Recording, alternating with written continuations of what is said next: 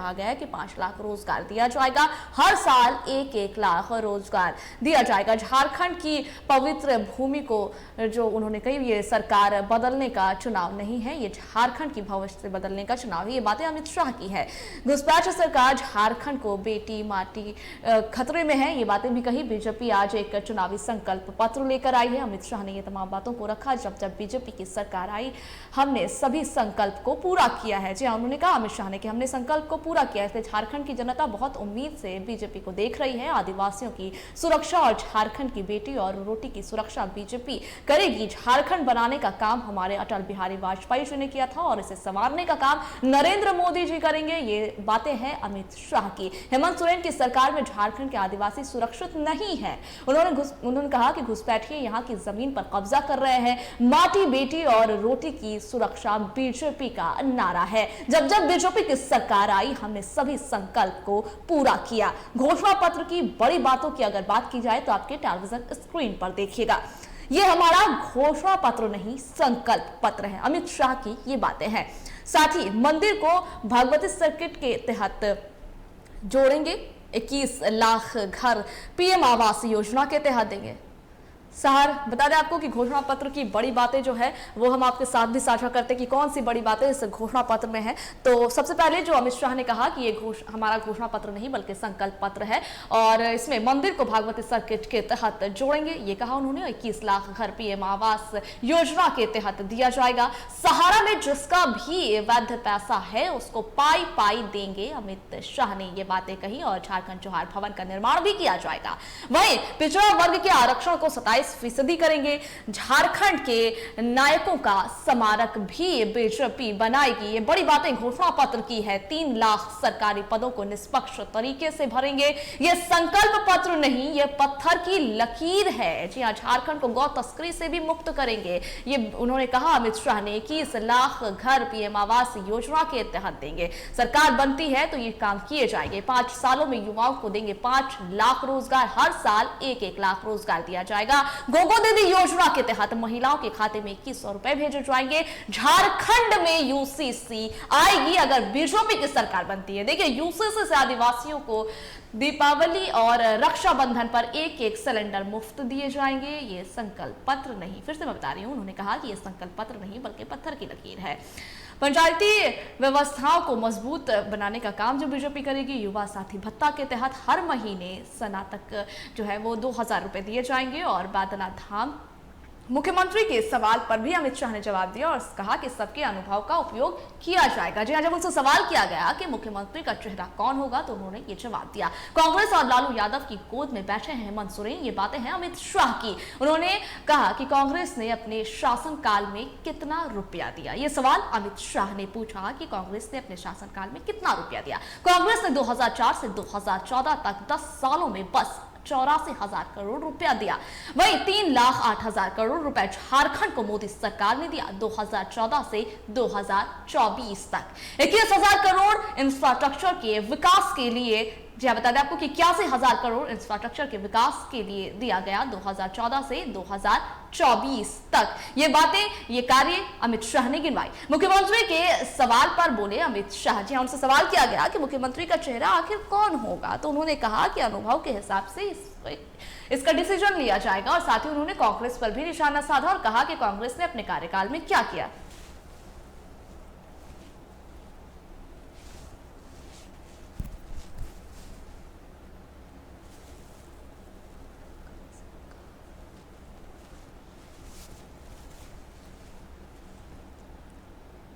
और देखिए, इस पर और भी ज्यादा जानकारी साझा करने के लिए रांची से हमारे editor in chief Rakesh Kumar हमारे साथ जुड़ गए हैं।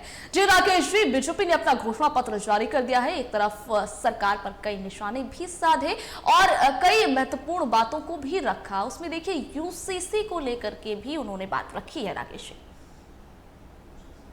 तौर पे कहा जा सकता है कि चुनावी माहौल के बीच से बीजेपी का घोषणा पत्र सामने आया है और साफ तौर पे देखा गया है कि जिस तरीके से पहले से हम उम्मीद कर रहे थे कि तमाम उन बातों का जिक्र किया जाएगा जिन मुद्दों को लेकर यहाँ की राजनीति चलती है, साथ साथ सामाजिक व्यवस्था चलती है और साथ साथ ये भी कहा जाता है कि राज्य के गठन के उद्देश्यों को कैसे पूरा किया जा सकता है। बीजेपी की तरफ से इसे बड़ी बारीकी से रखा गया है सामने जनता के, और साफ तौर पे लगता है कि चुनाव के माहौल में इन मुद्दों पे अब जब बातचीत होगी तब पता चल पाएगा कि आखिर बीजेपी किस तरीके से आगे बढ़ने को तैयार है। सबसे अहम बात कही जा सकती है कि आपने जो जिक्र किया, यूसीसी की बातचीत की जाए, बांग्लादेशी घुसपैठियों की बातचीत की जाए, आदिवासियों के हक और अधिकार की बातचीत की जाए, महिलाओं की सुरक्षा और साथ साथ उनको सुविधाओं की बातचीत की जाए, बुजुर्गों को लेकर जिस तरीके से जद्दोजहद चलती है यहाँ उसको लेकर चर्चा की जाए, युवाओं की बातचीत की जाए, इन सारे विषयों को इस घोषणा पत्र में रखा गया है। और जो कुछ घोषणाएं की गई हैं उसको किस तरीके से अमल करेगी ये तो बाद में पता चल पाएगा, लेकिन फिलहाल जिस तरीके से पूरी टीम बीजेपी की काम कर रही थी उन गंभीर मुद्दों पे जरूर अपनी बात लेकर सामने आई है, जिसको लेकर राज्य में कई सवाल पहले से खड़े होते आ रहे हैं। खासतौर पे आपने देखा होगा कि जिस तरीके से मैं बार बार कहता हूं कि राज्य की गठन के साथ ही कई ऐसे गंभीर मुद्दे थे, आदिवासियों के हित की बात कही जाती थी, राज्य में 5वीं अनुसूची के तहत कई कानून ऐसे बने हैं जिसको लेकर लगातार ये कहा जाता है कि इसका पालन सही तरीके से नहीं किया जा रहा है।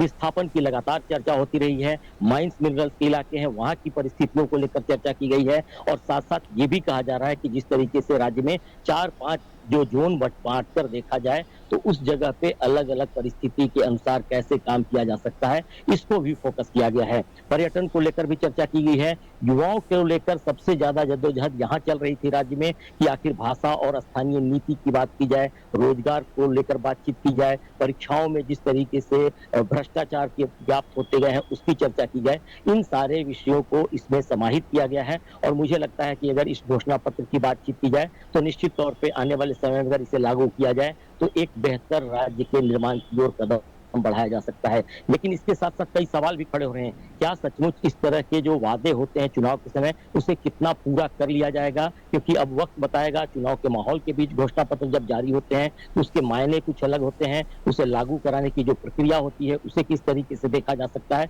ये सारे सवाल अब जनता भी कहीं ना कहीं जानने की कोशिश करेगी। अब जहां गठबंधन की बातचीत की जाए, इस घोषणा पत्र के बाद गठबंधन के घोषणा पत्र का इंतजार होगा। 5 तारीख को हो सकता है कि उनका घोषणा पत्र सामने आएगा, तो इन सारे बारीकियों को किस तरीके से देखते हैं इस पर भी अब चर्चा जरूर उस दिन करेंगे हम लोग। लेकिन आज की बातचीत की जाए तो निश्चित तौर पर बीजेपी ने पूरी संजीदगी के साथ तमाम चीजों को लेकर आगे बढ़ने की कोशिश की है, और हो सकता है कि जब सरकार अगर बन जाती है उनकी, तब इस घोषणा पत्र के माध्यम से हम लोग भी सवाल करेंगे कि अब इन घोषणाओं को लेकर किस तरीके से जनता के बीच जाने की पहल की जा सकती है। सवाल कई खड़े हो रहे हैं आज भी, खास करके राज्य की बातचीत की जाए तो उन सवालों का जवाब तमाम समय में देना होगा उनको भी, क्योंकि लंबे समय तक बीजेपी की सरकार यहाँ रही है, और इसके बाद भी अभी तक कई सवाल ऐसे हैं जनता करती रही है।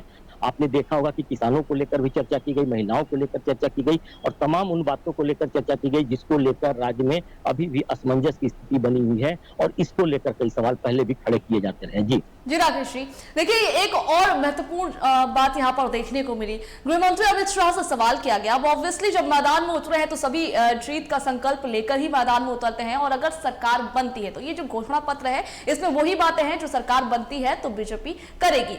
तो कहा गया, उनसे पूछा गया कि मुख्यमंत्री का चेहरा कौन होगा, तो उन्होंने जवाब दिया कि सभी के अनुभव का उपयोग किया जाएगा। इस पर क्या कहेंगे? देखिए, जो राज्य की परिस्थिति आज के दिन देखी जा रही है, खास करके आपने देखा होगा कि पहले भी मैं कह चुका हूं कि कई जोन बांटकर देखा जा रहा है। खास करके अभी की बातचीत की जाए तो संथाल की परिस्थितियां अलग नजर आती हैं, पलामू की कुछ अलग नजर आती हैं, दक्षिणी छोटानागपुर और उत्तरी छोटानागपुर की परिस्थितियां अलग नजर आती हैं, और खास करके कोल्हान की परिस्थितियों की चर्चा करें तो वहां की परिस्थिति एकदम से अलग नजर आती है। तो अभी ये कहना बड़ा आसान नहीं होगा बीजेपी के लिए, क्योंकि उनके पास जितने भी चेहरे हैं, बड़े चेहरे हैं, वो परिस्थिति तब सामने आएगी जब उनके पास सीटों की संख्या समझ में आएगी, कौन कितनी सीटें उनके पास आती हैं, गठबंधन के तहत कितनी सीटें वे जीत कर आते हैं। इन सारी राजनीतिक बारीकियों को समझने के बाद से तय किया जाएगा कि मुख्यमंत्री का चेहरा कौन हो सकता है। और सबसे अहम बात मैं कहना चाहूंगा कि इसके पहले लगता था, ऐसा माना जाता था कि सिर्फ आदिवासी ही यहाँ के मुख्यमंत्री बनेंगे, लेकिन बीजेपी ने पहली बार एक बड़ा एक्सपेरिमेंट किया था, रघुवर दास को मुख्यमंत्री बनाया था, और वे आदिवासी नेता नहीं हैं। इसके बावजूद उनको एक बड़ी जिम्मेदारी के तहत दी गई थी, और 5 सालों तक उन्होंने अपना यहाँ शासन किया था। और अभी भी चर्चा चलती है कि एक बड़ी बात कही जा सकती है कि 5 साल तक किसी मुख्यमंत्री ने बड़े समय के बाद से काम किया है। इधर हेमंत सोरेन को जैसे ही मौका मिला, उनको भी कहीं ना कहीं 5 साल का मौका मिला, उनकी पार्टी को, हालांकि बीच में थोड़ी पेचीदगियों की तरह से वो थोड़े नहीं सत्ता से बाहर, खास करके मुख्यमंत्री के पद से बाहर हो गए थे और फिर से उन्होंने मुख्यमंत्री का दायित्व निभाया है, तो दोनों को ही कहा जा सकता है कि एक बड़ी बात के तहत सामने देखी जा सकती है। और सबसे अहम बात जो बार बार इस राज्य की चर्चा होती है कि आदिवासियों के हक और अधिकार को लेकर क्या कुछ होगा, किस तरीके से सारी चीजें आएंगी। और जो लोग बारीकी से राज्य को समझते हैं, खास करके स्थानीय नीति, रोजगार नीति, 5वीं अनुसूची, पेशा कानून, और साथ साथ ये भी माना जाता है कि अब जाकर सरना कोड की बात की जाए, इसके साथ ये कहा जा रहा है बांग्लादेशी घुसपैठियों की बातचीत की जाए, तो कई ऐसे मुद्दे हैं जिसको राष्ट्रीय स्तर पर सुलझाने की जरूरत है और कई ऐसे गंभीर मुद्दे हैं जो राज्य के स्तर पर सुलझाने की जरूरत है। यानी कि केंद्र सरकार और राज्य सरकार दोनों की जिम्मेदारी भी बनती है कि वे कैसे सुलझाएंगे, और इसके लिए बड़ा तालमेल की भी आवश्यकता नजर आती है कि आखिर किस तरीके से तालमेल किया जा सकेगा। तो साफ तौर पे लगता है कि आज की बात की जाए तो कहीं न कहीं इन सारे घोषणा पत्र के बीच से इन सारी बारीकियों पे नजर रखा जा सकेगा। और हो सकता है कि जैसे जैसे समय गुजरेगा, गठबंधन के लोग किस तरीके से दावे करते हैं, क्या वादे करते हैं, और साथ साथ ये भी कहा जाएगा कि 5 साल की हेमंत सरकार जो काम कर रही थी, अपने वादों पर कितना खरा उतरी है, इसको भी चर्चा के दौरान और बारीकियों से जनता जानने की कोशिश करेगी। तो मुझे लगता है कि आज बीजेपी का घोषणा पत्र जारी हुआ है और इसके बाद से मुद्दों की राजनीति होगी, मुद्दों पे बातचीत होगी, और हो सकता है कि आने वाले समय में जब गठबंधन के घोषणा पत्र सामने आएंगे तब हम लोग भी कोशिश करेंगे कि इन मुद्दों को लेकर जनता से भी सवाल पूछेंगे, उनको भी जानकारी देंगे और नेताओं से तो सवाल पूछेंगे ही पूछेंगे। जी बिल्कुल राकेश जी, देखिए इस घोषणा पत्र में लगभग जैसे देखा जाए तो बांग्लादेशी घुसपैठ हो, युवा, महिला, आदिवासी, भाषा, भत्ता, रोजगार, सभी की बातें की गई है। अब देखिए ऑब्वियसली ये घोषणा पत्र है तो जनता के लिए ही ये घोषणा पत्र है, जनता जिसके हाथ में ये कमान है कि सरकार वो किसकी बनाएगी जनता। तो क्या लगता है जनता कितनी आकर्षित होगी? देखिए ये सारे जितने भी आज मुद्दे आए हैं, सारे सवाल जनता के सवाल हैं, जनता इनको जानना चाहती है। आपने देखा होगा कि बीजेपी की जो सरकार थी वो उस समय इन सारे दावों को, वादों को लेकर काम कर रही थी और उस पर कुछ चीजों को लेकर आगे बढ़ने की भी पहल की गई थी।